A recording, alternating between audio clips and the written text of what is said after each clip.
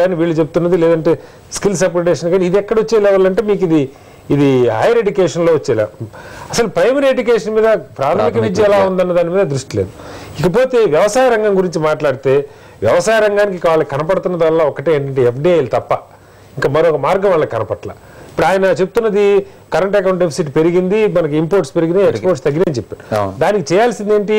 నీకు ముడి చమురు నువ్వు 1,40,000 కోట్లు ప్రతి సంవత్సరం నువ్వు ఇంపోర్ట్ చేసుకుంటూ మరి దానికి ఆల్టర్నేటివ్ ఎనర్జీ రిసోర్స్ బయోఫ్యూల్ లేకపోతే ఇప్పుడు బ్రెజిల్ లాగా అట్లాంటి చోట్ల చెరుకు నుంచి తీస్తున్నారు.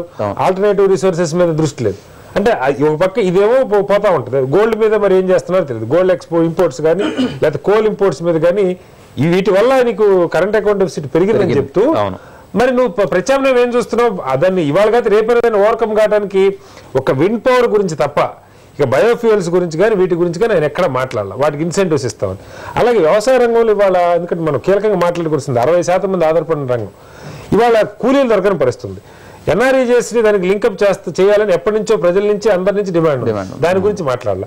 అగ్రికల్చర్ ఎక్విప్మెంట్ మీద మిషనరీ మీద ట్రాక్టర్లో మరొకటో లేదంటే మెకనైజేషన్కి వెళ్ళడానికి కూడా వాటి మీద కూడా ఇన్సెంటివ్స్ ప్రకటించినట్టుగా నాకు కనపట్లేదు.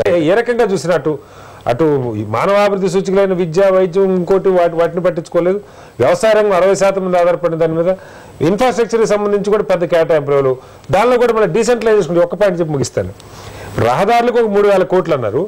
మళ్ళీ ఇప్పుడు మేము 10 ఏళ్ళ నుంచి చెప్తున్నాం పిఎం సడక్ యోజన కింద 20,000 కోట్లు పెట్టుకొచ్చున్నారు. అంటే ఊళ్ళో రోడ్డు కావాలంటే ప్రధానమంత్రి గారు రోడ్డు ఇస్తారు.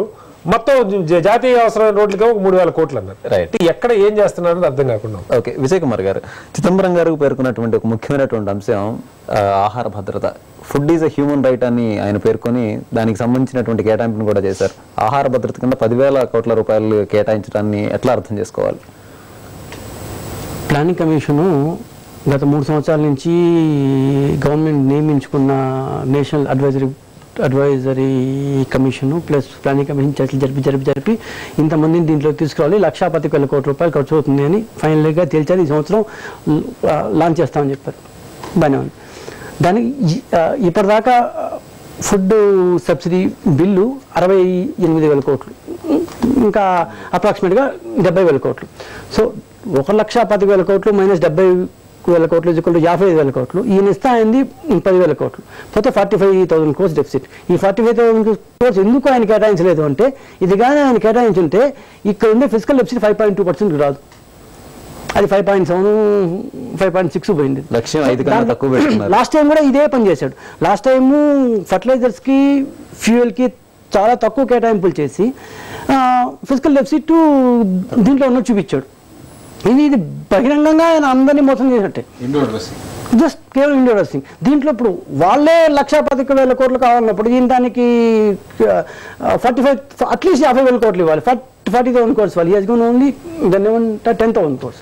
ఓకే సరే, 5.2% 80%లో నేను ఫిజికల్ డెఫిసిట్ని కింద దించాలి అనుకున్నప్పుడు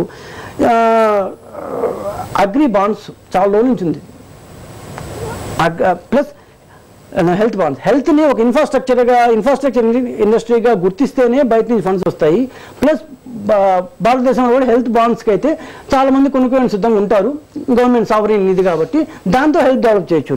సో ఈ అగ్రి బాండ్స్ విషయం కానీ హెల్త్ బాండ్స్ విషయం నాకు అసలు ఆయన అంటే ఈ బేసిక్గా నాకు అర్థమైంది అంటే ఈ బడ్జెట్లో స్టేటస్కు ఆయన పూర్తిగా సంక్షేమ కార్యక్రమాల వైపు పోలేదు, పూర్తిగా సంస్కరణ వైపు పోలేదు. ఎక్కడ ఉంటుంది సరిగా చెప్పినట్టు విండో డ్రెస్సింగ్, అంతకంటే ఏం చేయలేదండి. రైట్, మనం బడ్జెట్ పై చర్చను కొనసాగించే ముందు ఇప్పుడు చిన్న విరామం తీసుకుందాం.